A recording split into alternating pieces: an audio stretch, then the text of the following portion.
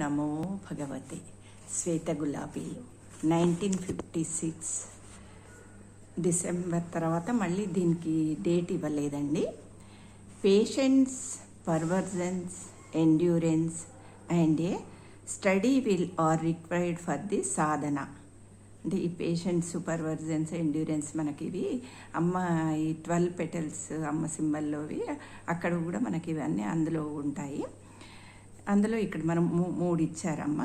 And steady will are required for the sadhana and above all a complete trust in divine's grace is quite indispensable అంటున్నారు.